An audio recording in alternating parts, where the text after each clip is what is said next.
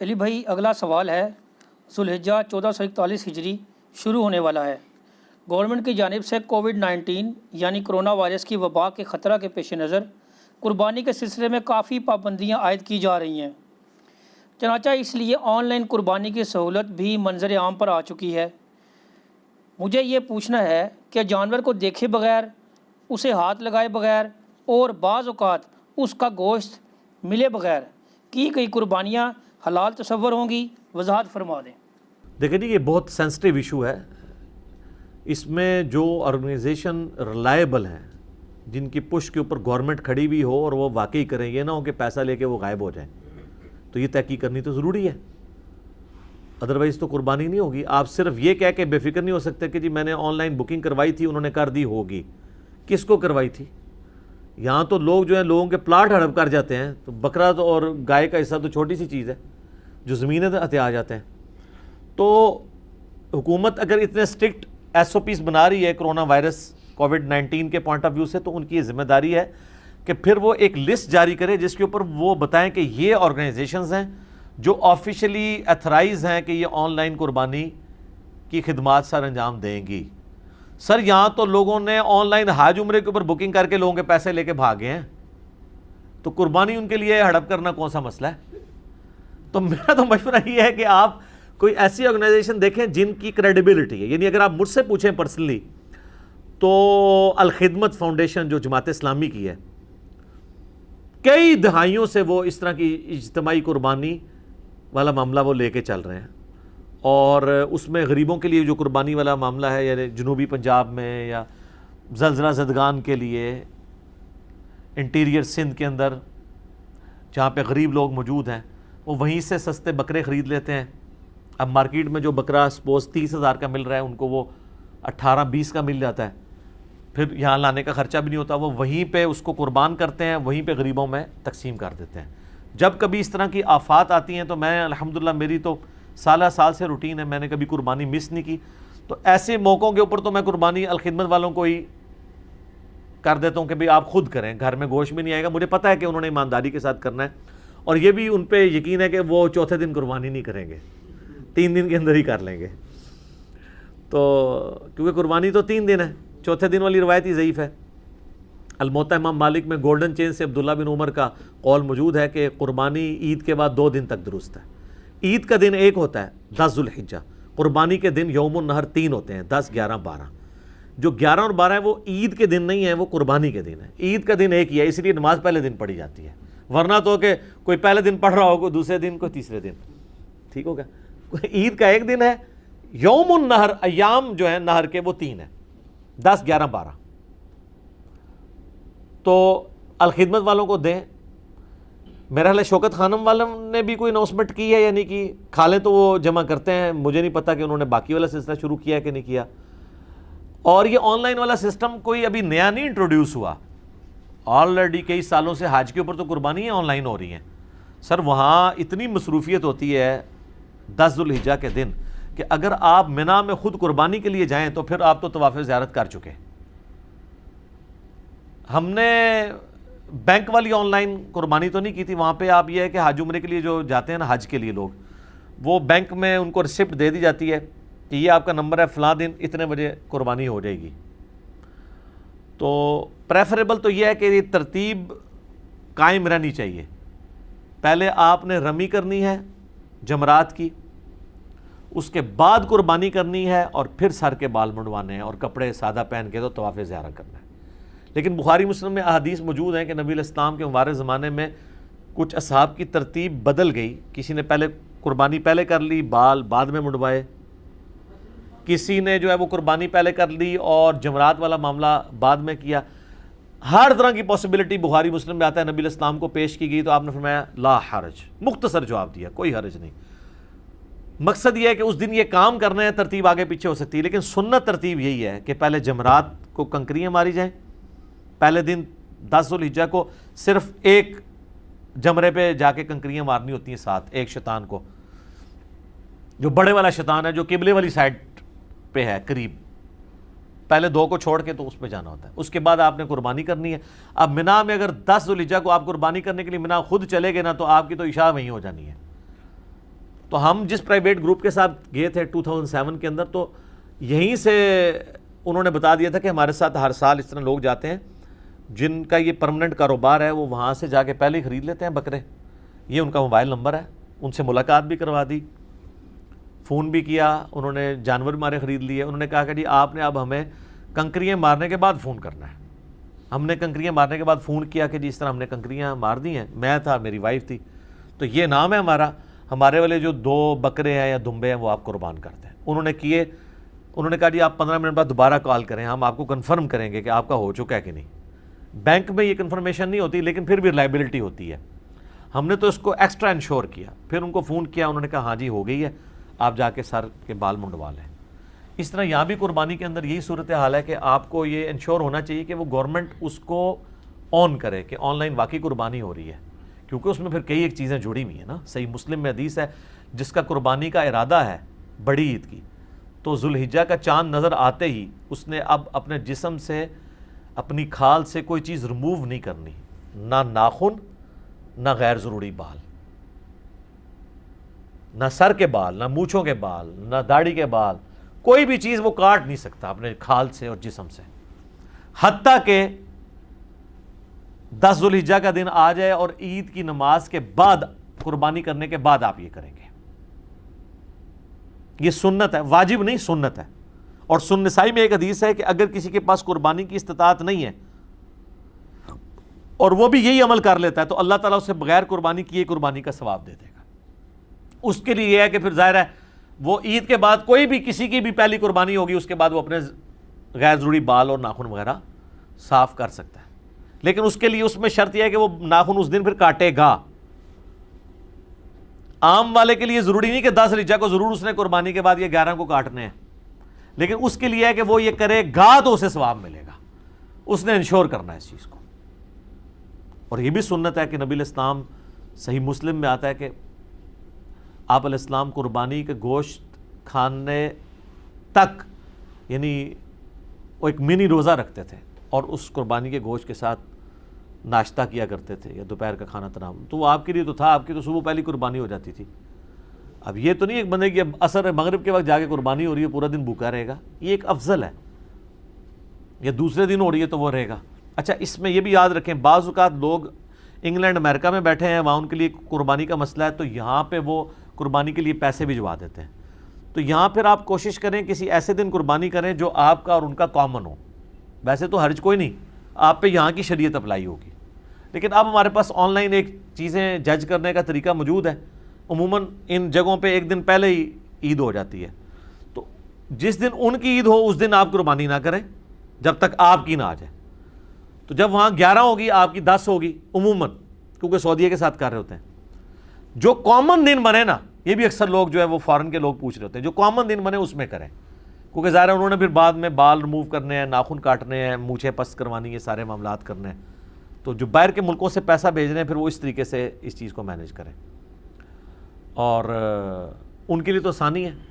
باقی یہاں پہ اگر کسی نے آن لائن کرنی ہے تو ضرور کرے.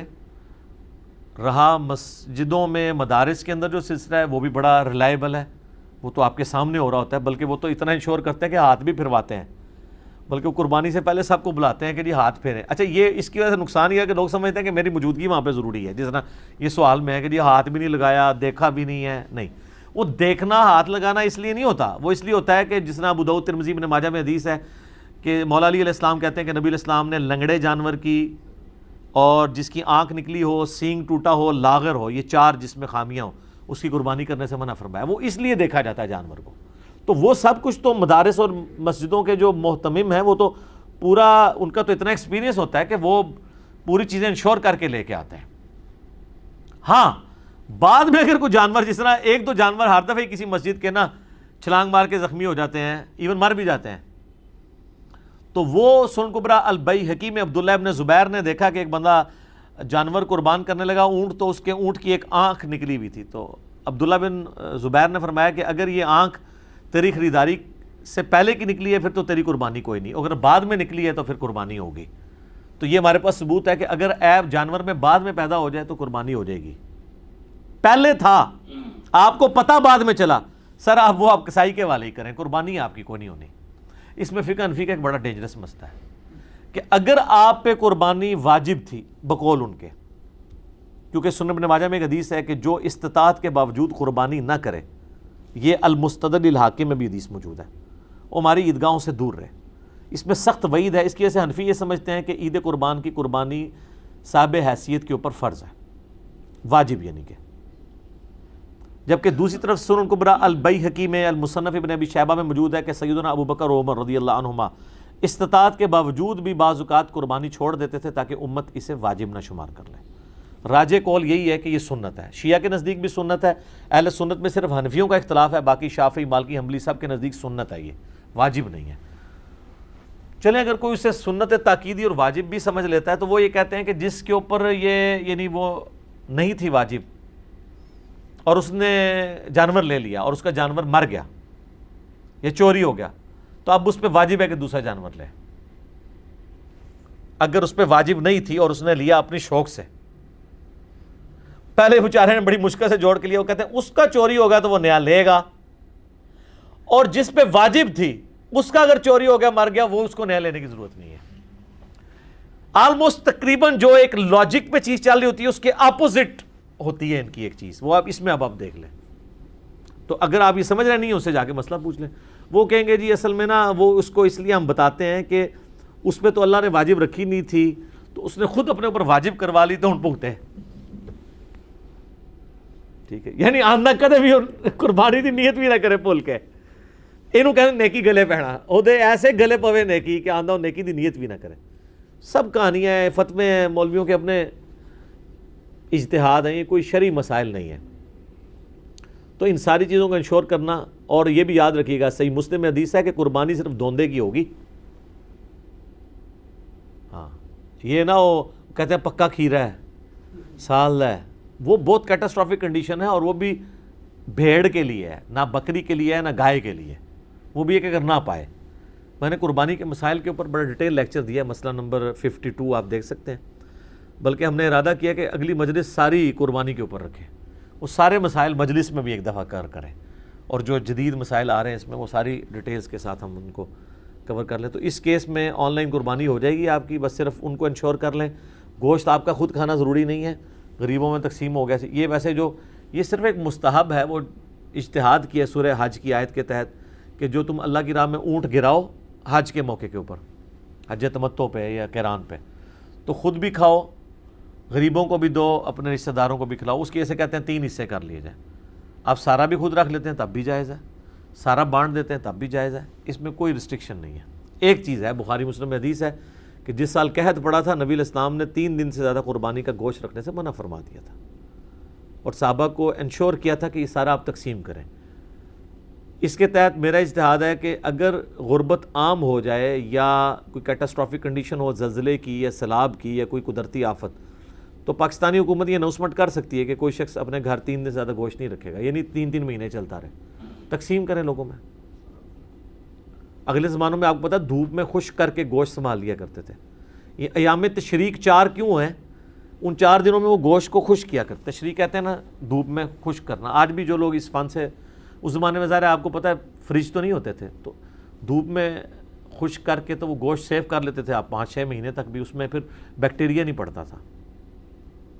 یہ اللہ نے گوشت کے اندر ایک ایسی خاصیت رکھتی ہے، جس طرح سرسوں کے تیل کے اندر یا کسی بھی آئل کے اندر آپ کو چیز ڈال دیں بیکٹیریا نہیں پڑتا۔ اچار آپ سال ہر سال رکھیں، اچار خراب نہیں ہوتا اگر اس کا پانی ایک دفعہ آپ نے ریموو کر کے اسے ڈبویا ہوا ہے آئل کے اندر۔ اسی تو پرانے زمانے میں جب لوگ سفر پہ جاتے تھے اچار لے کے جاتے تھے، سالن بنانا ہی نہ پڑے، اچار رکھا اور کھا لیا۔ تو آن لائن قربانی صرف اس صورت میں ہوگی جب وہ ساری کی ساری کمپنیاں انشور ہو، گورنمنٹ ان کے پیچھے کھڑی ہو، واقعی کریں گے، پیسے لے کے بھاگ نہیں جائیں گے، تو وہ پھر جواز کی حد تک ہے۔ بہرحال اس کو آخری درجے میں میرے خیال میں تو اوائڈ کریں، سوائے ان آرگنائزیشن کے جو سال ہر سال سے یہ ذمہ داری کے ساتھ کام کر رہے ہیں، ان کو آپ ضرور دیں۔ ٹھیک ہوگی؟ ٹھیک ہے جی، جزاکم اللہ خیرہ۔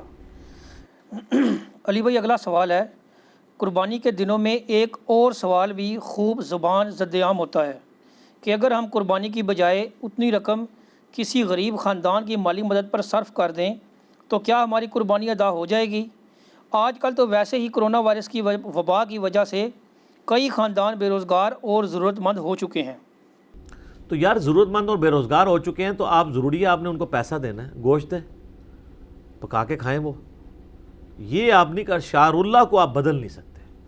اس کے اوپر مجلس 77 میں میری بڑی ایک زبردست ڈسکشن تھی 9 منٹ کی، وہ ہم نے شیڈیول کی ہوئی ہے اپلوڈنگ کے لیے، وہ اپلوڈ ہو جائے گی۔ اس میں میں بتاتا ہوں کہ جو اسلام کی بنیادیں ہیں، جو اسلام کی شعائر ہیں، نشانیاں ہیں، ان کو آپ بدل نہیں سکتے چاہے ان کی ضرورت بالکل زیرو ہو چکی ہو۔ مثلا میں یہ سمجھتا ہوں کئی سالوں سے اذان کی ضرورت یعنی میرے اعتبار سے امپورٹنٹ نہیں رہی ہے، کیونکہ میں گھڑی کو دیکھ کے نماز کے لیے جاتا ہوں۔ آپ میں سے جو لوگ زور کی نماز 1:30 بجے پڑھ رہے ہیں، وہ 1:30 بجے کا ان کے دماغ میں ہوتا ہے یا اذان کی آواز سن کے پتہ چلتا ہے؟ 1:30 بجے ہوتا ہے۔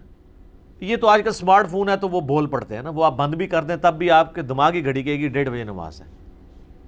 تو ہم اذان کو سن کے تو مسجد میں نہیں جا رہے ہوتے، لیکن کیا کوئی جرت کر سکتا ہے کہ جی اذان ہی ختم کروا دیں؟ نہیں، شعار اللہ باقی رہیں گے اسی طریقے سے۔ اسی طریقے سے بخاری میں آتا ہے کہ نبی علیہ السلام جب ہجرت کر کے مدینہ شریف گئے تو جب وہ صلح حدیبیہ سے اگلے سال عمرہ کرنے کے لیے آئے تھے تو کافروں میں یہ مت مشہور تھی کہ بڑے کمزور ہو چکے ہوں گے، تو نبی علیہ السلام فرمایا کہ تم نے پہلے 3 چکروں میں رمل کرنا ہے، اکڑ کے چلنا ہے، تاکہ ان کو پتہ چلے کہ کوئی ایسا مسئلہ نہیں ہے۔ اب وہ تو اس وقت کے لیے تھا، لیکن وہ سنت قیامت تک کے لیے مرد کے لیے باقی ہے۔ جو عمرے کا، جو احرام کی حالت میں، ایک تو عام طواف ہے نا، اس کے لیے رمل نہیں ہے، جو احرام کی حالت میں طواف ہوتا ہے اس کے پہلے 3 چکر جو ہیں وہ مرد نے رمل کرنا ہے، اکڑ کے چھوٹے چھوٹے قدم اور تیز چلنا ہے، کیونکہ شعار اللہ ہے۔ شعار اللہ تو آپ بدل نہیں سکتے۔ جو چیزیں اسلام میں ایز اے دین تعلیم کی گئی ہیں ان کو آپ بدل نہیں سکتے، اس کی ضرورت ہے یا نہیں ہے۔ اسی وجہ سے ہم کہتے ہیں نا کہ یہ جو آپ قربانی میں آڈیو ریکارڈنگ پیچھے چلا دیں تکبیر پھیرنے کے لیے، تو اس سے مسئلہ حل نہیں ہوگا۔ کل کو تو پھر آپ سامنے آڈیو ریکارڈنگ لگا کے امام بھی کھڑا کر لیں، مغرب اور عشاء کی نماز کے لیے امام کعبہ کی ایک ریکارڈنگ ڈاؤن لوڈ کر لیں اور آپ یہاں پیچھے پڑھتے رہیں نمازیں۔ یہ آن لائن نمازوں والا بھی کرونا کی وجہ سے ایک معاملہ آیا تھا، اس طرح نہیں ہوگا۔ وہ جو چیزیں وہ اسی طریقے سے رہیں گی، ان کو آپ بدل نہیں سکتے۔ وہ اسلام کی بنیادیں ہیں، ان کو آپ چھیڑ نہیں سکتے۔ ہاں ان کے ہوتے ہوئے اس میں فیسیلیٹیشن کوئی کرنی ہے، کسی نے فیسیلٹی کریٹ کرنی ہے تو وہ ضرور کریں۔